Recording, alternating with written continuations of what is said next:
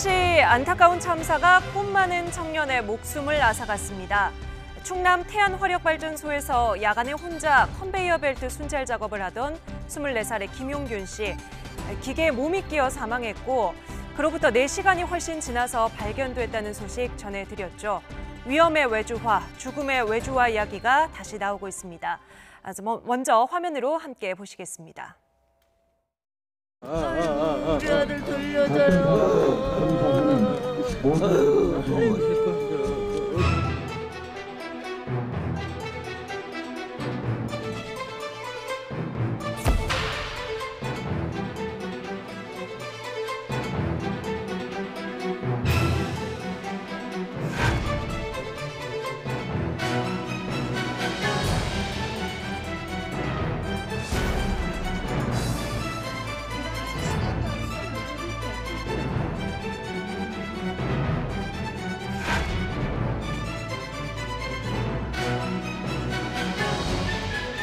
대통령께서 얘기하셨잖아요. 고용 책임지겠다고.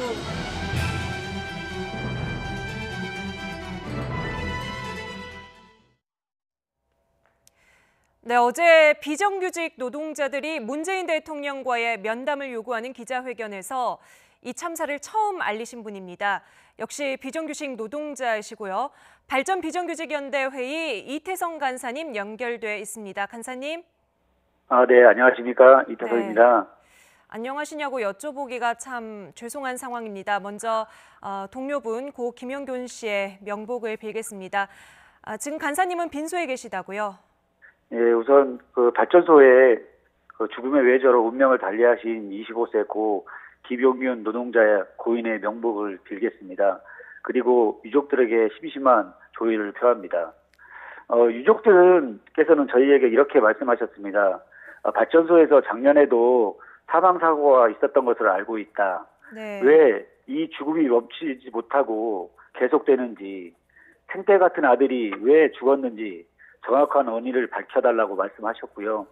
책임자 처벌을 끝까지 요청하셨습니다. 네. 지금 사고가 난 화력발전소에서 계속해서 사고가 나고 있다는 보도도 계속 나오고 있는데요. 유족분들 네. 지금 뭐 그 처참한 마음을 어떻게 저희가 말로 전달을 하겠습니까? 기자회견에서 어렵게 마이크를 잡으셨는데 일단 먼저 들어보고 오겠습니다. 우리 아들이 가게 된 이유는 단 한 가지예요. 고용이 안 됐어요. 고용이 안 돼갖고 여기저기 서류를 반년 이상을 헤맸어요. 그러다가 찾은 게 여기예요. 대통령께서 얘기하셨잖아요. 고용 책임지겠다고.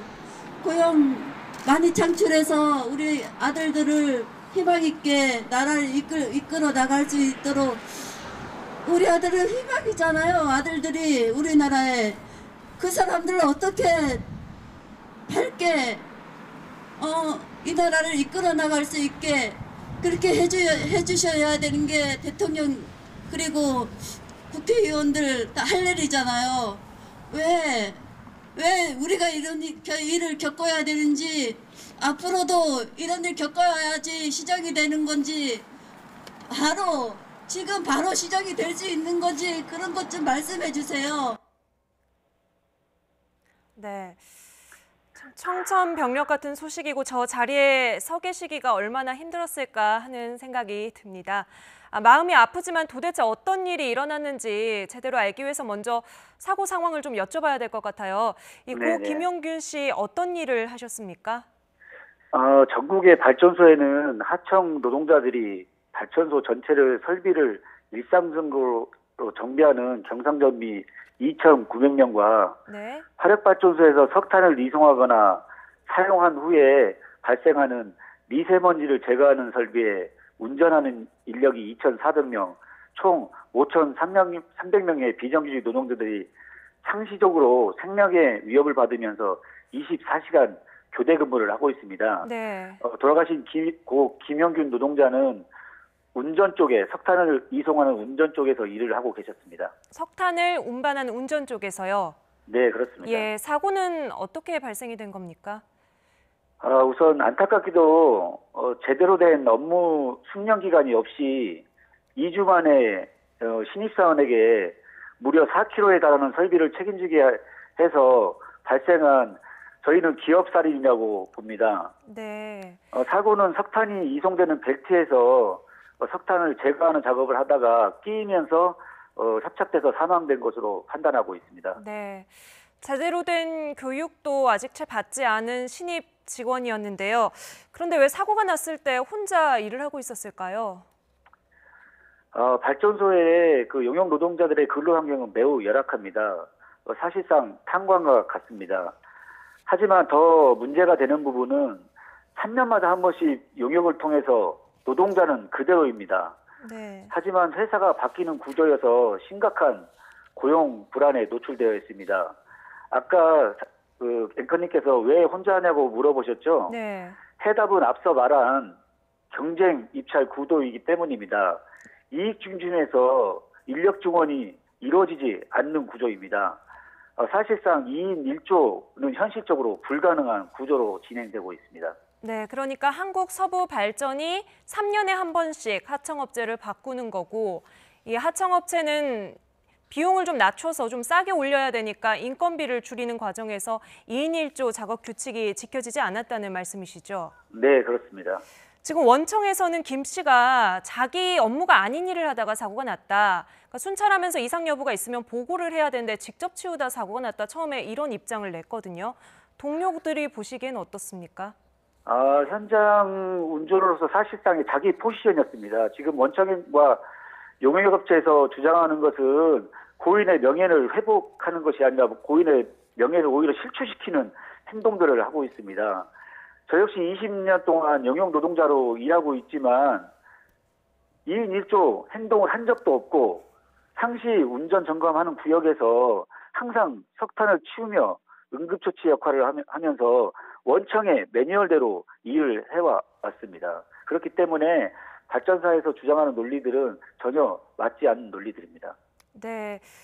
오늘 공공운수노조에서 자체적으로 이런 발전소에서 발생한 산재 사고를 통계 분석하신 거를 봤습니다. 5년 동안 노동자가 다치거나 숨진 사고가 346건이었고요. 이 가운데 337건, 비율로 따지면 97%가 하청 노동자 업무에서 발생했다는 통계인데 네, 그렇습니다. 특히 하청 노동자에게서 산재가 많이 발생하는 게 이렇게 열악한 근무 환경, 2인 1조로 일할 수 없는 이런 환경과 분명히 관련이 있다는 말씀이시죠? 네, 그렇습니다. 실제로 발전사에서 지난 17년 11월 15일에 사고 재해자가 죽은 자리에 이런 표지판이 세워집니다. 원인, 작업안전수칙 미순수, 조치 결과, 사건 조사 후 징계 및 과태료라는 표지판이 세워집니다. 이는 죽는 노동자의 책임을 전가하고 죽어서도 책임에서 자유롭지 못하게 하는 의미를 부여하고 있습니다. 노동자가 산재 사고로 사망한 현장에 그런 표지판을 붙여놨다는 말씀이시죠? 네, 그렇습니다. 네, 간사님이 이 말씀을 국회에서 하신 적이 있으시죠? 네, 그렇습니다. 네, 지난 국감 때 산자위 국감 때 나오셨더라고요. 네, 그렇습니다. 그때 이 이야기를 하시면서 사람이 죽어도 잘잘못을 가리고 징계하고 과태료를 부과하는 공공기관에서 일하고 있다. 이 말씀을 공기업 간부들과 국회의원들 앞에서 국감장에서 하셨거든요. 네, 그렇습니다. 그 이후로 어제 새벽에 또 이런 사고가 난 건데 이후에 정치권에서 또는 공공기관에서 별다른 움직임이나 변화가 없었던 건가요? 2달이 지났거든요. 우선 그 지속적으로 관심을 가지고 계신 을지로위원회와 그 의원실, 그다음에 정의당 이정미 대표가 함께 이 죽음의 외주화를 멈추고 반드시 고인의 진상 규명을 약속을 하셨습니다. 네. 하지만 발전사의 이런 공룡적인 행태에 대해서는 발전사가 아무래도 이 산업 정책이라는 것이 그동안 민영화 정책을 계속 진행해 왔습니다. 이명박 박근혜 정부를 통해서 공기업 선진화 방향이 더 확고해졌습니다. 그렇기 때문에 그 산업 정책과 문재인 대통령의 공공부문 정규직화의 노동정책과 충돌되는 지점이 있습니다. 네. 그렇기 때문에 이런 원천적인 문제가 해결되지 않으면 이 문제는 계속 앞으로도 죽음의 외전은 계속될 것입니다. 네. 돌아가신 고 김용균 씨도요. 이런 네네. 비정규직 문제 또 하청업체 문제에 관심이 많으셨던 것 같아요. 손팻말을 들고 찍은 사진들 공개가 됐었죠. 네네. 원래 간사님이 참석하신 어제 기자회견장에도 나오려고 했었던 건가요? 일단 많은 관심을 가지고 계셨고요. 기자회견에 참석자는 아니었습니다.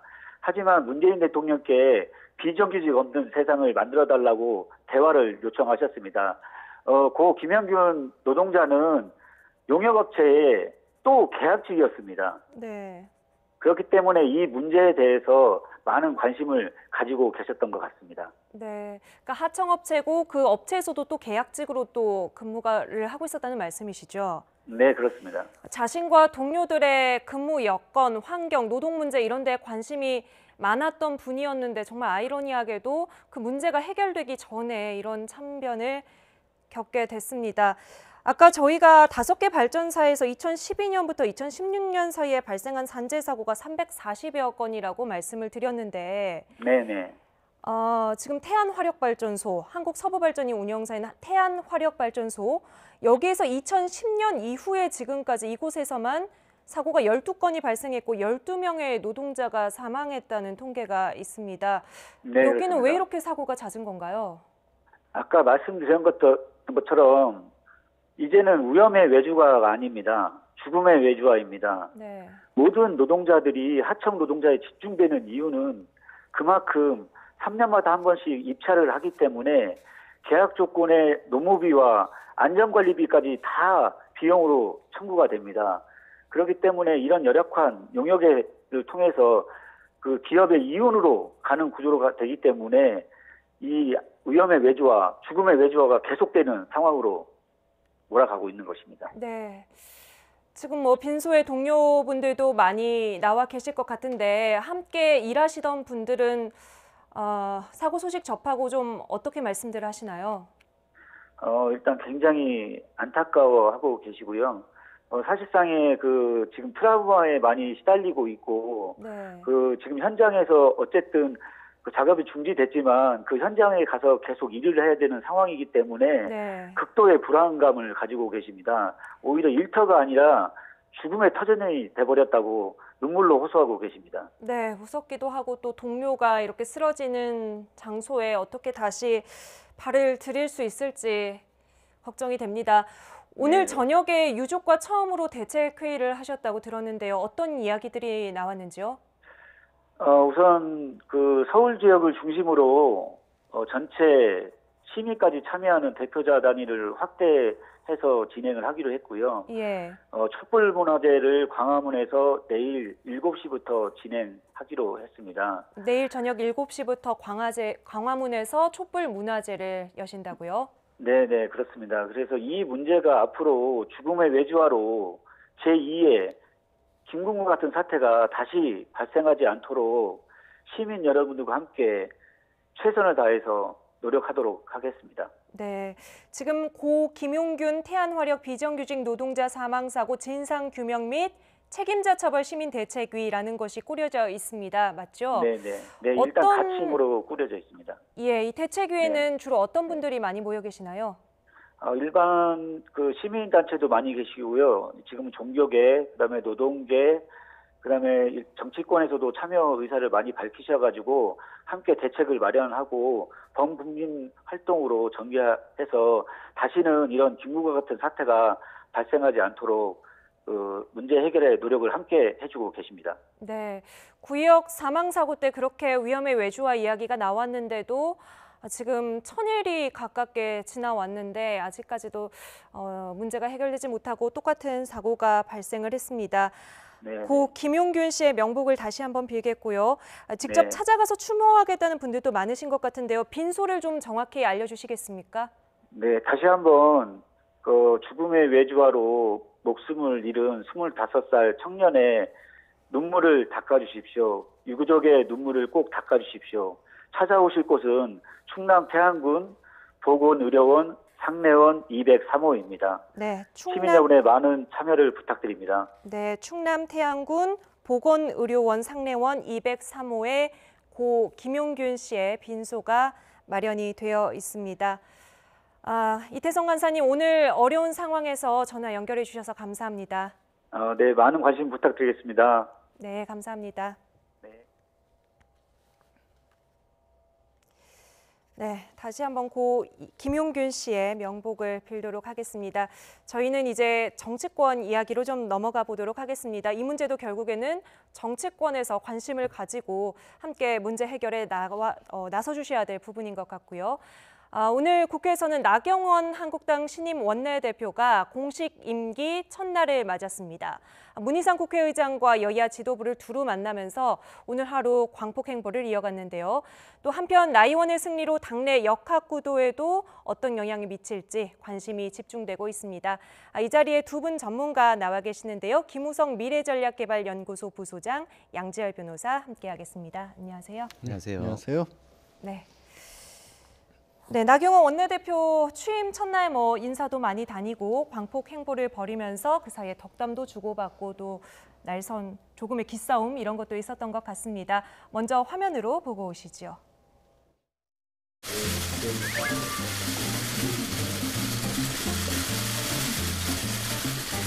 미녀와 야수 같은.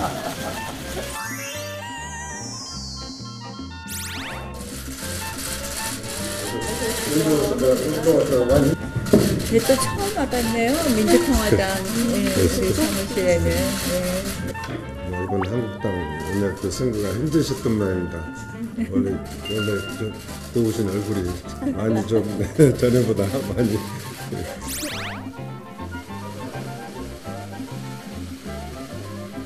제가 원래 괜찮은 얼굴인데 얼굴이 말이 아니죠? 그래서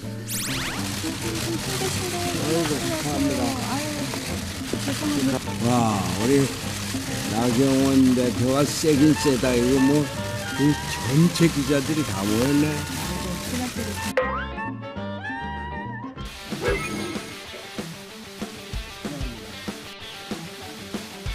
이 대통령이 일방적으로 이렇게 끌려가시지 말고 이제 할 말씀 하시고 국회 내에서는 여야 합의만 하면 남자가 애기 낳는 거 빼놓고 다 할 수 있다 이러면서 선배 국회의원이 이야기하시더라고요. 그만큼 여야가 합의를 한다면 우리가 국회에서 많은 일을 할 수 있다고 생각을 합니다.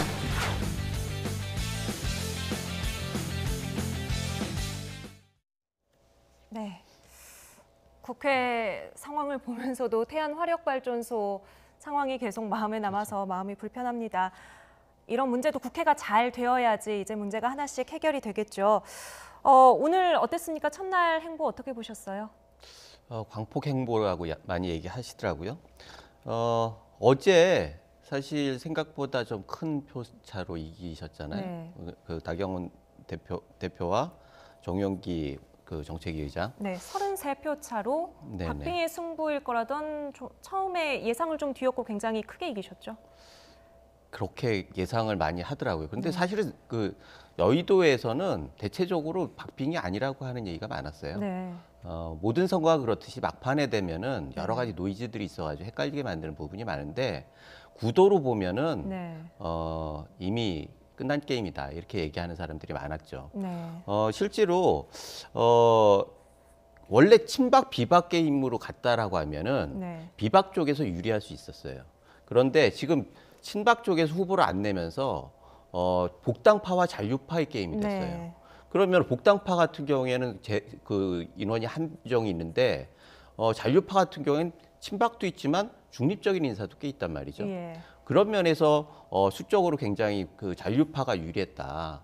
게다가 지금 그 기존의 당권을 가지고 있던 복당파 같은 경우에는 그 인사나 여러 가지 문제에 대해서 잡음들이 많이 있었죠. 너무 독주하는 거, 독차지하는 거 아니냐. 게다가 당일날 현장 의총 분위기도 복당파 후보 같은 경우에는 개파를 얘기를 네. 계속 상기시켰지만 나경원 후보를 비롯해서 잔류파 같은 경우에는 계속 미래를 얘기하고 통합을 얘기했단 말이에요. 네. 그렇다고 하면 지금 한국당이 가지고 있는 비전이나 미래가 뭐냐라고 할 때는 어떻게 보면 일반 초재선 의원들이 보기에는 우리가 가야 할 미래는 저쪽이 아니겠느냐라고 네. 생각할 수밖에 없었던 거죠. 어느 그래서 정도- 생각보다 많은 사람들이 많이 그 표차가 많이 나온다고 얘기를 했지만 네. 어떻게 보면 필연적으로 그럴 수밖에 없었다 그런 생각이 듭니다. 그래서 이제 오늘 상당히 뭐 여유 있는 모습, 워낙 뭐 경험이 많기도 하지만요. 여유 있는 모습 보였는데 뭐 존재감은 뭐 오늘 원래도 있었던 존재감이지만 확실히 보여줬다고 볼 수 있겠죠. 근데 이제 원내대표 취임 첫날이기 때문에 각 당들 찾아보는 것 자체는 어떻게 보면 당연한 얘기였고요. 또 존재감이 있어 보이는 것 중에 하나는 이제 그만큼 삼수를 했다고 하지만 전국적인 인지도에 있어서는 굉장히 큰 분이셨고 아무래도 그 어떻게 보수 정당에서 여성 정치인으로서 원내대표가 된 건 처음이라고 하지 않습니까? 네. 그런 분들에서 언론의 주목도 많이 받았던 그런 면이 있죠. 또 잠깐 아까 손학규 지금 대표 같은 경우 단식하고 있는 장소도 찾아갔지 않습니까? 지금 네. 정치적으로 어떻게 보면 국회 내에서 가장 큰 논란이 되고 있는 부분이 저 이제 연동형 비례대표자 관련해서 단식하고 있는 분들을 아니겠습니까? 네. 그 자리를 찾아보다 보니까 더 눈에 띄는 효과 같은 것도 있었던 걸로 보입니다. 네. 참수 끝에 오늘 원내대표 취임 첫날을 맞았습니다. 취임 일성은 개파 종식이었는데요. 나경원 신임 원내대표의 목소리로 직접 들어보시죠. 한국당에서의 나경원 원내대표 선출의 이유는 무엇이었다고 보고 계시는지요? 저는 개파 종식이었다고 생각을 합니다. 네네. 이제는 뭐 더 이상 저희가 개파의 틀에 엮여서는 안 된다. 거기서는 묶여서는 안 된다. 이런 생각이고요. 네네. 그래서 결국은 저는 우리 의원님들께서 과거가 아니라 미래를 또 분열이 아니라 통합을 선택했다고 생각합니다. 네, 아까 부소장님이 해주신 얘기 거의 그대로 이야기를 했다고 볼 수 있겠는데 뭐 친박계라고 봐야 될까요? 잔류파라고 봐야 될까요? 어쨌든 뭐 결집이 견고하다 이렇게 볼 수 있을까요? 친박이 결집이 견고했으면 친박 후보를 냈어야 하는 거죠. 네. 사실 친박이 후보가 안 내므로써 복당파와 잔류파라고 하는 구도를 만든 거예요. 그런 면에서는 굉장히 전략적으로 잘한 선택이다. 그럴 수밖에 없었지만 네. 결과적으로 굉장히 전략적으로 잘한 선택이다 이렇게 보여집니다. 네. 자, 원내대표 경선이 내년 2월쯤에 예정된 전당대회 전초전이라는 해석이 있었잖아요. 네. 그렇게 보면은 지금 오늘의 결과는 좀 어떻게 해석을 할 수 있을까요? 글쎄 그 결과를 놓고 처음에는 만약에 이제 그런 어떤 세력 간의 균형, 뭐 지금 이제 통합을 얘기를 하고 계시지만 제가 봤을 때는 여전히 어떻게 갈등 요소 같은 건 고스란히 존재를 한다. 사실 그 동안에 뭐 다수라고 할 수 있는 잔류파보다는 소수라고 해서 복당파가 오히려 원내의 주요 요직들을 다 차지하고 있었지 않습니까? 네. 희성 때 전 원내대표부터 그래서 또 비대위 체제로 들어서면서부터 친박 내지는 잔류파로 한 쪽에서 오히려 책임져야 될 부분들이 많이 있다. 네. 그래서 인적쇄신론의 대상이 그쪽이라는 얘기가 나오면서 그 반발로서 사실은 나경원 현재 신임 대표가 된 부분도 저는 분명히 있다라고 네. 보거든요. 근데 생각보다 크게 이겼죠. 물론 이제 어떻게 보면 친박이라고 하는 정면으로 타이틀을 내세우고 있지 않다라는 네. 부분이 뒤에 가려져 있긴 했지만 저는 여전히 부인할 수 없는 게 잔류파라고 하지만 그 안에 핵심은 결국 또 친박이 된단 말이에요. 그러면 말씀하신 현재 원내대표가 결국 당권 경쟁으로 이어졌을 때 이거는 어떻게 보면은 잔류파 쪽에서 좀 더 강경하게 나갈 수 있는 세력 기반이 교두보가 만들어진 게 아닌가 그렇게 볼 수가 있을 것으로 보입니다. 네, 오늘 나경원 원내대표는 친박, 비박 이런 말 금지어로 정하자 이런 말도 했던데 어쨌든 안팎에서는 계속해서 그 용어를 쓰면서 앞으로 이 정치 지형이 어떻게 될 것인가 고민을 하고 있습니다. 비박계는 어떻게 예상을 하고 있을까요? 직접 들어보시죠. 2월이면 전당대회가 열리고요. 그러면 이제 본격적으로 어떤 뭐라고 할까요? 나경원 원내대표의 선출이 그런 어떤 당내 제 세력 간의 레이스에도 영향을 미치겠습니까? 아직까지는 그렇게 보기는 힘든 게 어쨌든 이번에는 선수가 우리 자유한국당 선수가 굉장히 중요합니다. 그러니까 원내대표 나경원 4선, 김학용 3선, 또 나경원 대표의 전국적 인지도 그것도 굉장히 도움이 됐을 거라고 생각합니다. 그래서 당내 역학구도의 변화라고까지는 과잉 해석인 것 같고 어쨌든 전당대회 결과가 결국은 당내 역학구도의 변화를 가지고 올 수 있는 거기 때문에 사실 지금은 약간 맛배기만 받고 전당대회에서 좀 뭐 많은 본 게임은 전당대회다. 네. 장제원 의원이 오늘 노종면의 더 뉴스 출연해서 한 대화인데요. 당내 역학구도의 변화라고까지는 볼 수 없을 것 같고 전당대회를 좀 봐야 된다라고 좀 입장을 유보하고 있는 발언인가요? 그렇죠. 어제부로 네. 일단 전초전은 끝났고 본격적으로 전당대회 전이 들어간 거죠. 네.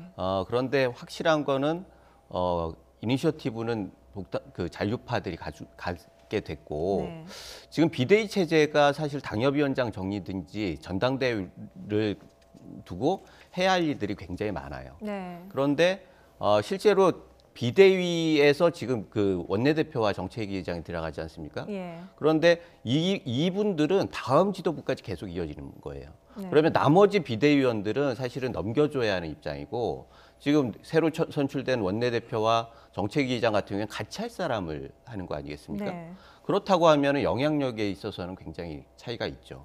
게다가 새로 뽑힌 그 동력이 있고 또 이분들의 그 임기가 사실 다음 총선 때까지 계속 이어집니다.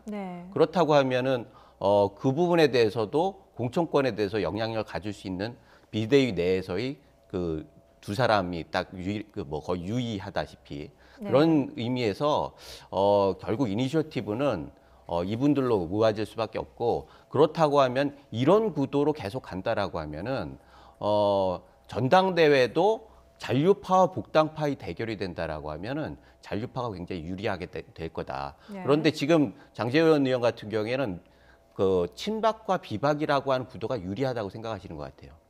그래서 그 얘기를 계속 하시는 것 같은데 그게 한국당의 미래와 과연 도움이 될 것이냐 이런 부분들은 이번 그 경선에서 판가름이 난 거 아닌가 그런 생각이 듭니다.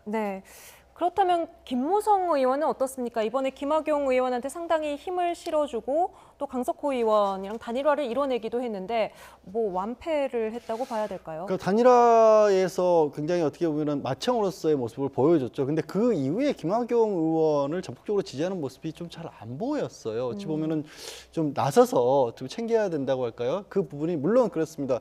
김무성 지금 의원 같은 경우에는 뭐 친박계라고 분류되는 분들을 좀 만나기로 했다는 얘기가 나올 만큼 당내의 통합을 조금 더 강조를 하고 싶어서였었을지는 모르겠지만 김학용 의원을 강하게 미는 모습이 안 나왔고 결국엔 그 부분이 어떻게 보면 김무성 의원이 좀 위축됐다 이런 얘기가 나올 수밖에 없는 상황 아니겠습니까? 조금 전에 나왔다시피 결국은 저는 장제원 의원이 이 의미를 애써 축소하시는 듯한 그런 느낌을 받았거든요. 왜냐하면 자유한국당에서 선수가 그렇게 중요했다면 나경원 의원이 그렇게까지 물론 뭐 어느 정도 유리한 상황이었다지만 열심히 뛰어다니면서 여러분들에게 호소를 했었고 또 막상 실제로 나경원 의원이 당선이 되자 뭐 원내대표 그 원내에서 일부 뭐 복당파 의원들이 좀 한숨을 쉬는 그런 모습까지도 잡히고 그렇지 않습니까? 그리고 원내대표 선출하는데 전국적인 인지도가 그렇게 중요했을까요? 이건 전당대회 아니거든요. 그러니까 의미를 축소하는 모습을 보여줌으로써 오히려 이 복당파라고 할 수 있는 부분들이 상당히 줄어들었구나. 결국 자연스럽게 김무성 의원의 입지도 많이 줄어들었구나. 그런데 이게 참 줄어들었으면서도 또 그러면 복당파에서 다른 카드는 어떻게 내세울 것인가. 나설 부분이 또 없다라는 분에서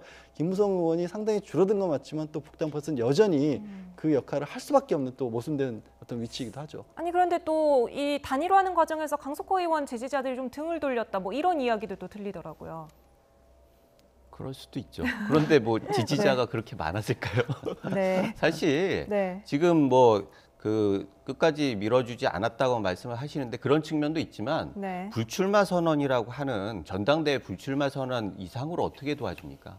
사실은 할 수 있는 최선을 다했다 이렇게 보여지는 거고 그런데도 불구하고 설득이 시키지 못했다라고 하면은 근본적으로 뭔가 다시 생각해봐야 할 측면이 있고 지금 복당파는 세 가지 기반의 문제가 있어요. 사실 지역 기반의 한계가 있는 거고 뭐 한국당에선 TK 기반을 무시할 수 없잖아요. PK 같은 경우에 지금 이미 뺏긴 거고 그다음에 당내 기반입니다. 지금 35표라고 하면은 정말 그 복당파와 일부 그 비례의원들 이렇게 해가지고 그야말로 그 아주 한정된 표였던 거고 명분 기반도 지금 문제가 있어요. 사실은 이번에 탄핵 자체에 대해서 사과하느냐 마느냐 이런 것들이 논란이 되지 않았습니까? 그러니까 할 수도 없고 안 할 수도 없고 이런 그 딜레마적인 상황이 있었어요. 그러니까 이런 본질적인 한계가 있기 때문에 이런 부분들이 정리가 되지 않으면은 사실은 다시 그 전대에서 무슨 역할을 하기는 좀 어려운 거 아닌가 이런 생각이 듭니다. 지역 기반, 당내 기반, 명분 기반에 문제가 있었다라고 정리를 해주셨습니다. 자, 나경원 의원이 당선이 되자 친박 신당론에 불을 지펴왔던 친박계 홍문종 의원의 말이 바뀌었는데요. 한번 들어보시죠. 그런데 이제 언론에 최근에 이제 친박계 서너 명이 탈당해서 당을 만들 수도 있다 이런 보도가 있었는데 이게 근거가 있는 이야기입니까? 뭐 당에 대해서 이제 불만 있는 사람들이 몇 명 있는 걸 제가 알고 있고요.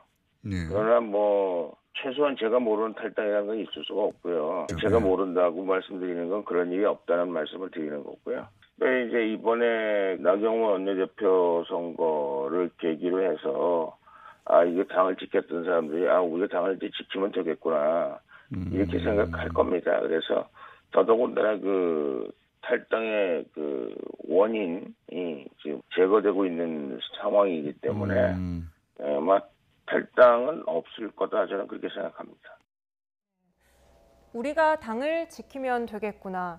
당권 탈환을 노리고 있다 이렇게 해석할 수도 있을까요?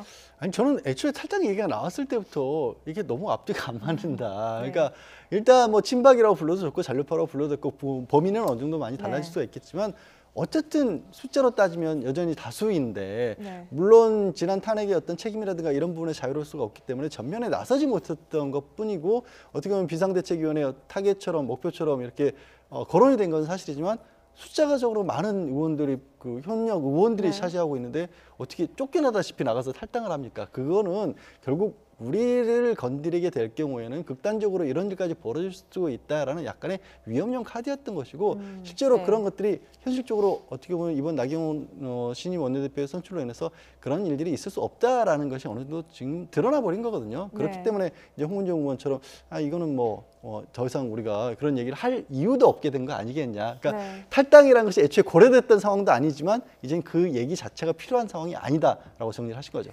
나경원 원내대표는 뭐 계파 갈등을 없애겠다, 친박 비박이란 말을 없애자 이런 말을 하고 있지만 어쨌든 또 내부적으로는 친박계 입김이 거세지고 있다 이런 현상들이 관측이 되는 건데 이렇게 되면 보수 통합은 어떻게 되는 걸까요?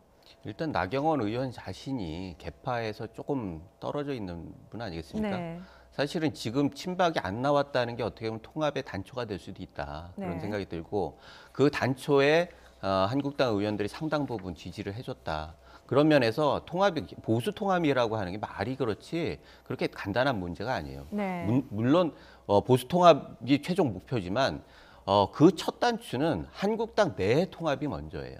그런데 한국당 내 통합을 하기 위해서는 지금 가장 현실 가능한 가장 좋은 카드인 것 같고 그런 면에 있어서 내부를 먼저 정리하고 보수 통합을 해야 한다라고 하는 전략은 굉장히 옳은 것 같은데 지금 상황에서 좀 우려스러운 거는 사실은 비박 쪽에서 너무 이렇게 독주하고 너무 이렇게 드러내고 이러면서 당내에서 좀 실인심한 거 아니겠습니까? 그래서 이런 결과가 났는데 이런 상황에서 친박들이 너무 나서가지고 이렇게 하면은 오히려 역풍이 돼서 전당대회 어떻게 될지 모릅니다. 그런 면에 있어서 지금 양쪽 다 자중자애하고 지금 민심이 어디 있는지 그 민심을 읽는 당내 표심을 어떻게 해석하게 할지 이런 부분들에 천착해서 좀 진중하게 갔으면 좋겠습니다. 근데 나경원은 이제 뭐 오늘도 문을 뭐 활짝 열려놨다는 식으로 이야기를 하면서 이제 바른미래당 이야기까지도 하거든요. 바른미래당에서 추가로 이제 복당할 가능성은 어떻게 될까요? 그거는 이번 지도부의 문제가 아니라 사실은 본질적으로 바른미래당의 보수 한국당 탈당 의원들 있지 않습니까? 이런 분들이 기본적으로 생존하기가 너무 어려워요. 지금 국회 지형에서. 그렇죠. 그리고 총선이 가까울수록 그거는 점점 강해질 수밖에 없어요. 지금 사실은 뭐 TK 기반으로 있는 의원이나 이런 분들이 지역에서 배신자 프레임에 갇혀가지고 다음 총선에서 나올 수가 없거든요. 이거를 어떻게든지 해결해야 하는 거예요. 그래서 이런 그 구조적인 상황이 있기 때문에 결국 누가 되든 일단은 이런 논의는 총선 때까지 계속 갈 거고 거기에서 누군가 계기를 만들어주면은 그 계기에 따라서 상당 부분 약간 지는 척하면서 명분을 찾아가지고 합당을 할 수 있는 가능성도 열려 있다 이렇게 보입니다. 해당하는 의원들의 바로미터가 될 수 있을까요? 이 전당대회가 다가오면서 최근 한국당에 복당해서 정치 행보를 재개한 오세훈 전 서울시장 행보가 관심입니다. 당 대표 출마설이 돌고 있죠. 오세훈 전 시장의 이야기 들어보겠습니다. 앞으로 민생정당, 또 미래를 향해서 가는 정당, 또 당내 계파가 사라진 정당 만들어 주십사 주문도 드리고 또 저도 적극 그런 방향으로 노력하겠다는 말씀도 드리고. 친박계 홍문정 의원님 같은 경우 오늘 아침에 라디오에서도 오 의원님이 직접적으로 언급을 하셨거든요. 이제 앞으로의 행보에 대해서 혹시 그런 친박계 의원들 목소리가 커지는 부분에 대해서는 좀 어떻게 하실 말씀 있으세요? 글쎄요, 뭐 무슨 일이든지 관성이라는 게 있잖아요. 아마 지금까지는 그런 마음이 좀 남아 계셨을 거고, 그래서 그런 분들의 그런 문제 제기에 대해서는 저는 그렇게 말씀을 늘 드려요. 너무 그렇게 뭐 넘겨짚는다 그럴까, 선입견을 가지고 보시지 말고 앞으로의 언행을 지켜봐 달라. 제가 정말 중간자적 입장에서 이렇게 좀 마음의 상처를 입고 조금 분열되어 있는 당을 정말 화합의 길로 갈 수 있도록 하는데 미력이나마 최선을 다하겠다.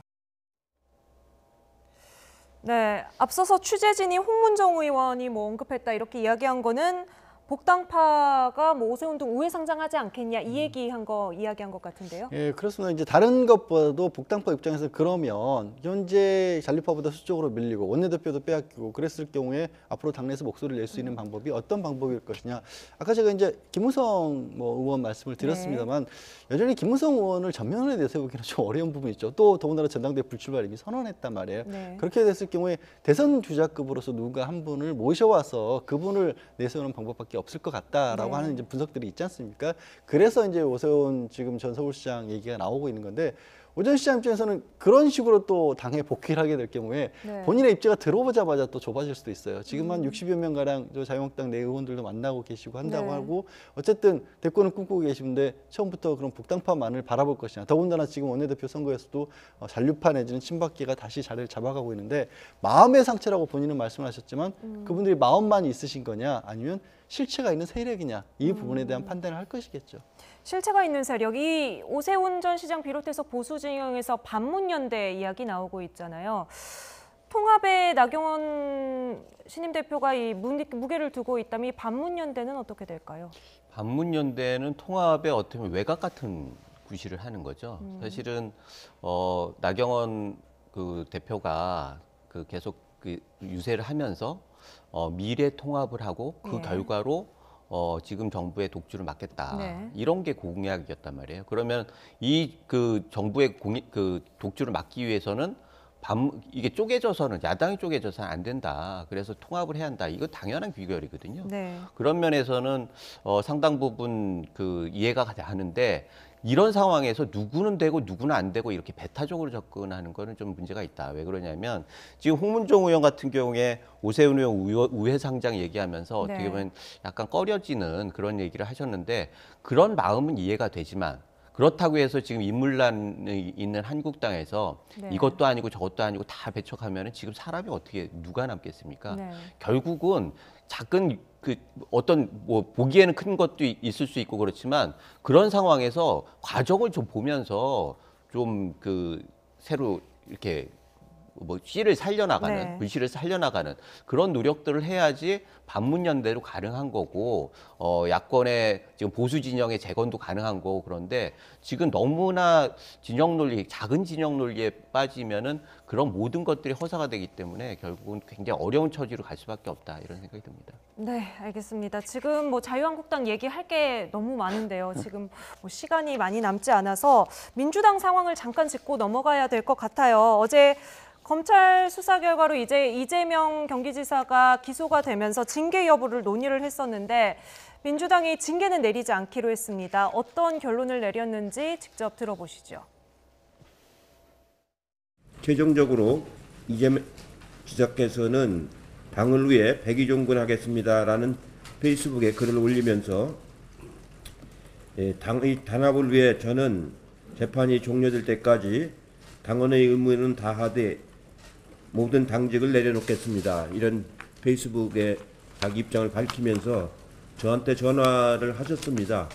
당원으로서의 권리를 행사하지 않겠다 이런 말씀이 있으셔서 여러 가지를 종합적으로 판단하건대 당의 단합을 위해서 이 일을 수용하는 것이 옳겠다고 이제 최고위원들 간의 논의가 있었습니다. 그래서 이를 수용하고 아무쪼록 모든 당원들이 그 일치 단결해서 우리는 한 팀이다라는 마음으로 그 당의 분열되지 않도록 마음을 잘 모아주실 것을 당부를 드리면서 재판 과정을 지켜보도록 하겠습니다.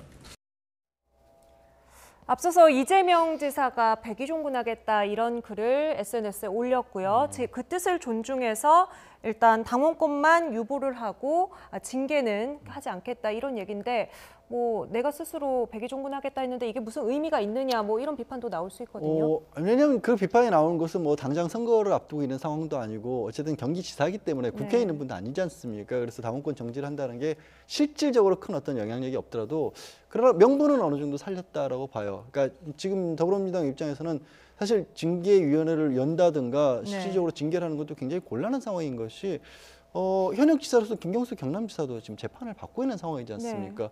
두 분도 무죄로서 지금 부인을 하고 있는 상황인데 어쨌든 법적으로는 지금 이재명 지사 같은 경우도 무죄를 주장하고 있는 상황인데 누구는 징계를 하고 누구는 징계를 안 한다는 것이 안 맞는 상황이기도 하고 또 어떻게 보면 김혜경 부인인 김혜경 씨가 받고 있었던 의혹이 민주당 자체에 대한 어떤 해당 행위에 해당할 수도 있다라는 의혹을 받고 있었는데 그래도 민주당 입장에서는 완전히 정리가 되진 않았더라도 불교수 처분을 받아서 일단락이 됐기 때문에 그 부분에 있어서 그러니까 당을 해치는 어떤 행위를 한 것으로는 보이지 않는다는 명분도 생겼지 않습니까? 그래서 이 정도 선에서 당의 어떤 갈등, 특히 이제 이재명 둘러싸고 당 내부에서도 지지하는 쪽과 반대하는 쪽이 있었기 때문에 그걸 봉합하는 쪽으로 일단은 가닥을 잡았다고 봐야겠죠. 네. 근데 이제 내부에서도 더불어민주당 내부에서도 징계 요구가 많았다 보니까 지금 국민청원까지도 등장을 했다고 해요. 저희가 자유한국당 이야기하면서 계속 개파 얘기를 합니다만 민주당 안에서도 이제 이게 개파 갈등으로 계속해서 양상이 나타날 가능성 어떻게 봐야 될까요? 지금 사실 그 여권에선 인물이 굉장히 많죠. 그래가지고 친문 핵심과 지금 박원순, 그 이재명 이렇게 약간 비문 쪽의 후보들이 경합하는 구도가 돼서 나름대로는 이해찬 대표가 생각하는 20년 집권론의 불씨들을 만들었단 말이죠. 그런데 지금 친문 핵심이라고 하는 뭐 임종석 실장이나 이런 분들이 계속 구설에 오르고 또 이재명 지사나 그 김경수 지사 같은 경우에는 재판을 받고 박원순 그 시장 같은 경우에는 당하고 좀 다른 얘기를 계속한단 말이에요. 그러니까 지금 이해찬 대표 입장에서는 굉장히 불안할 수밖에 없어요. 그래서 원팀을 계속 강조하는 건데 이런 상황에서 좀 이걸 계속 갈등으로 부각시키기보다는 좀 무마해야겠다는 생각이 들었을 것 같아요. 그래서 지금 일단은 뭐 셀프 당원권 정지를 하고 구체적으로 당에서 무슨 조치를 안 하면서 일단 보자 이런 쪽으로 결론을 내린 것 같은데 참고로 말씀드리면은 한국당에서는 기소가 되면 당원권이 당연히 정지가 됩니다. 그런데 지금 여당에서는 당원권 정지는 별도의 기소가 되더라도 당원권 정지는 당에서 무슨 결정을 해야지 정지가 되는 거예요. 이거는 당연한 거죠. 뭐 무죄 추정의 원칙에 의하면 당연한 건데 사실 그런 면에 있어서 한국당이 좀 과하다. 당원 당규가 그런 생각도 드는데 그럼에도 불구하고 지금 당에서 워낙에 그 다른 소리가 나오니까 이거를 당에서 논의를 조치를 해야 한다라는 요구가 커지지 않습니까?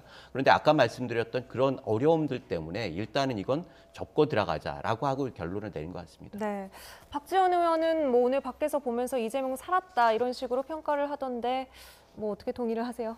그러니까 지금 어쨌든 이해찬 더불어민주당 대표 역시도 갈등을 봉합하는 상황으로 됐고요.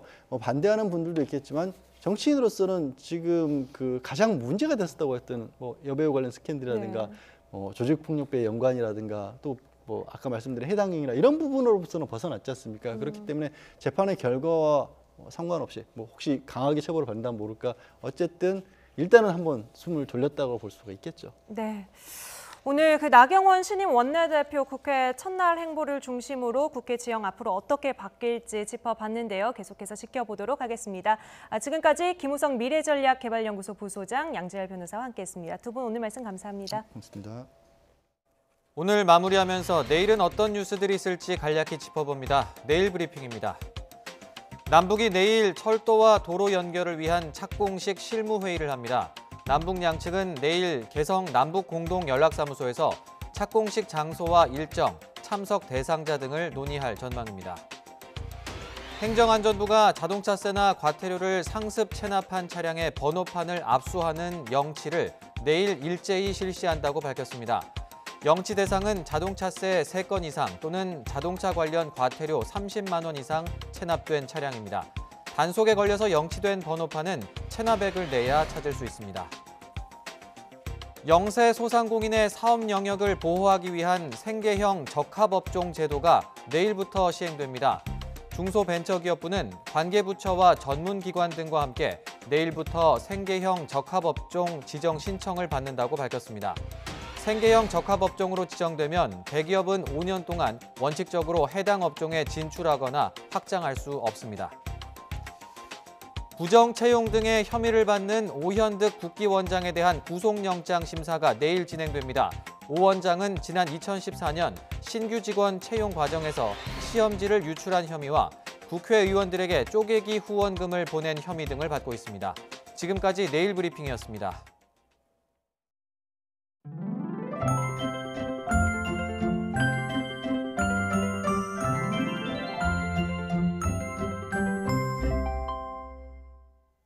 오늘은 맑은 하늘이 이어졌지만 내일은 새벽부터 곳곳에 눈 소식이 있습니다.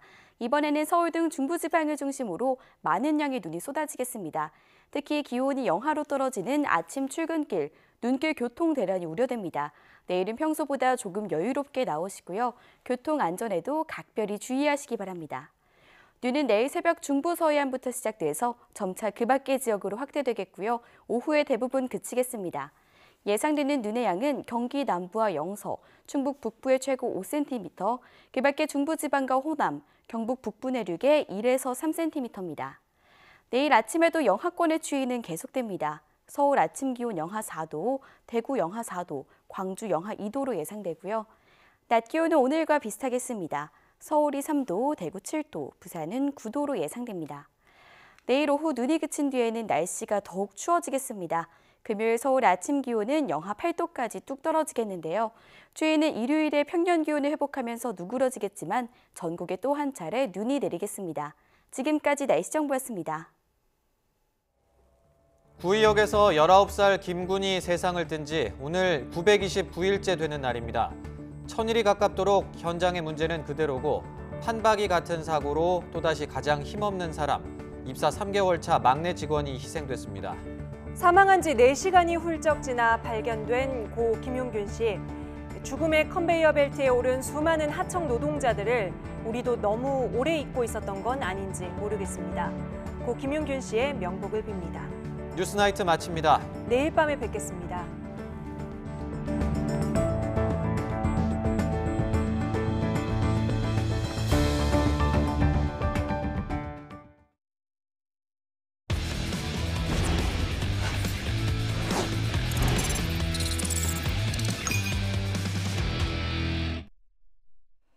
스포츠 뉴스입니다. 손흥민의 토트넘이 메시의 바르셀로나와 무승부를 거두고 챔피언스리그 16강에 진출했습니다. 손흥민은 선발 출전해 활발하게 골문을 두드렸지만 2% 부족했습니다. 김재형 기자입니다. 감각적인 뒷공간 침투와 스피드를 앞세운 드리블. 하지만 슈팅은 골키퍼 발끝에 걸립니다. 곧이어 왼발 슈팅으로 골문을 두드려봤지만 이번에도 골키퍼에 막혔습니다. 손흥민은 바르셀로나 원정을 포함해 6일 사이 3경기 연속 선발 출전했습니다. 그래서인지 2경기 연속골을 기록한 이틀 전보다 슈팅의 예리함이 다소 떨어져 보였습니다. 팀 내 최다인 유효 슈팅 3개를 기록했지만 손흥민은 끝내 3경기 연속골에 실패했습니다. 토트넘은 전반 8분 덴벨레의 엄청난 스피드의 선제골을 내준 뒤 후반 40분 극적으로 균형을 맞췄습니다. 손흥민을 대신해 교체 투입된 모우라가 케인의 패스를 받아 귀중한 동점골을 터뜨렸습니다. 이로써 토트넘은 이탈리아의 인터밀란을 따돌리고 16강에 진출했습니다. 초반 3경기 1무 2패에 부진해도 이후 2승 1무를 기록하는 무서운 뒷심으로 역전에 성공했습니다. 같은 시각 인터밀란은 홈에서 에인트호벤과 1대1로 비겨 조별 예선에서 짐을 쌌습니다. 이기면 토트넘을 제치고 16강 진출이 가능했지만 17개의 슈팅을 퍼붓고도 한 골에 그쳤습니다.